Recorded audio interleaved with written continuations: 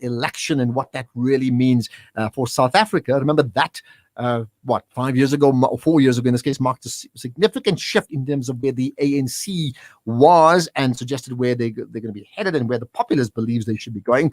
But they have a plan. Certainly not to win the election, I think that's a given, but certainly in terms of their candidates. Let's find out about it with Carien Du Plessis, who's a journalist, but in particular, and you need to read this, the author of Women in the Wings in Nkosazana Dlamini Zuma and the Race for the Presidency. Carien, great chatting to you, and thanks for your time. Hi, nice to chat to you, Asha. Absolutely. So I understand that there are new guidelines for selecting municipal candidates. Now, that wouldn't be a surprise, excepting if the guidelines differ from, and this we're talking ANC, right, from whatever the guidelines were before to what it is now. What is the difference?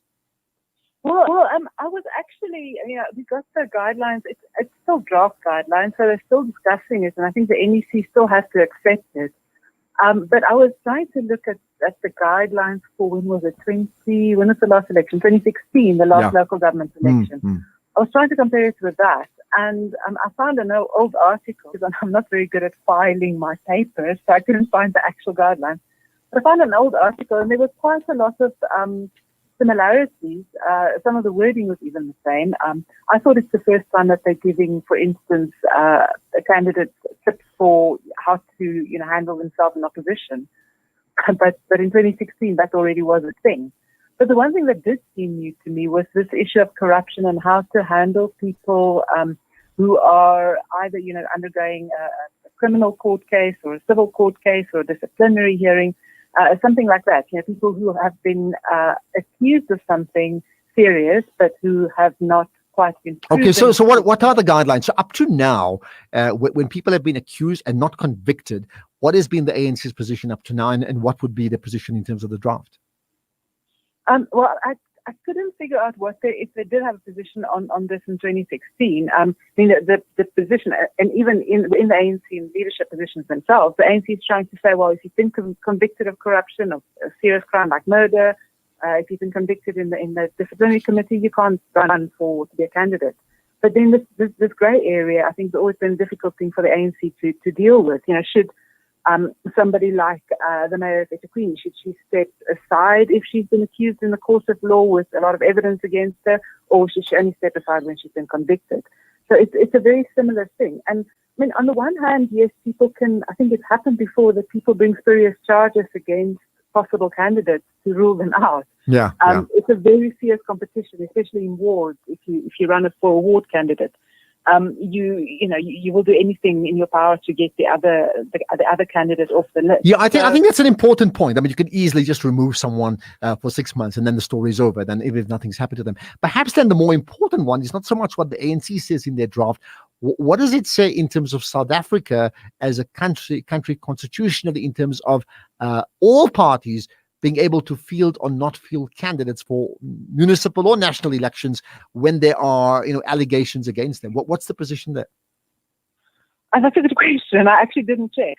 I think the position, the one thing that I do know is if you have been, I think, convicted of a offence that you should go to jail for, or that you had a jail sentence for, you can't serve in Parliament, for instance. And the obvious example is Tony Ngeni, who was accused of fraud.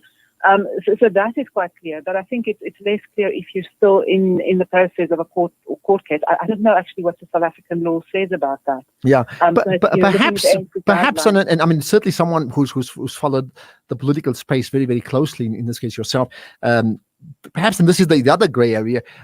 What then? And it not just the African National Congress is a ruling party, but all political parties. There's allegation after allegation in the beauty party. It's internal, not even external, right?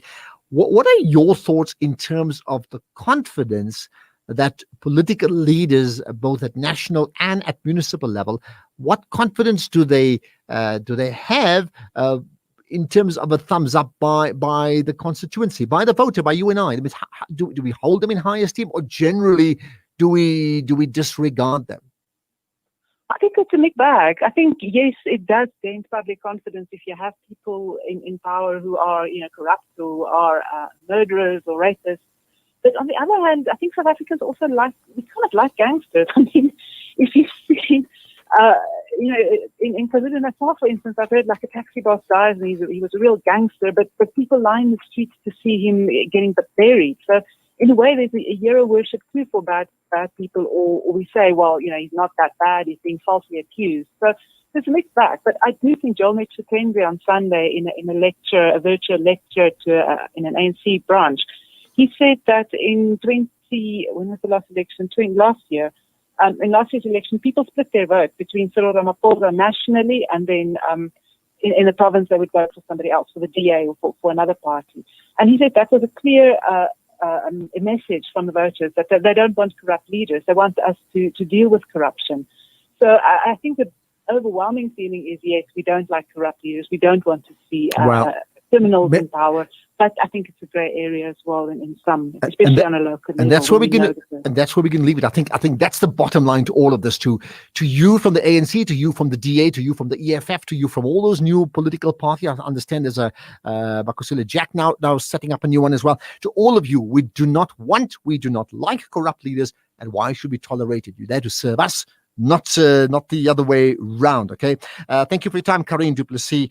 More to come, I'm sure, on that story. By the way, we'll chat to Ace Magashule later on, ironically, but on an issue around in Turkey about non-payment of bursaries. We'll chat about that later. Let's, however, get the news now. It's 9 o'clock. Yes, Tabile. Tune into Salam Media via audio stream or watch live facebook.com/Salam Media. Eyes for Allah, nothing but Allah.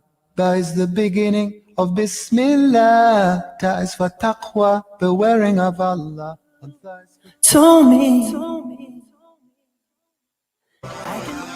An informative Islamic global perspective. This is Al Ansar News.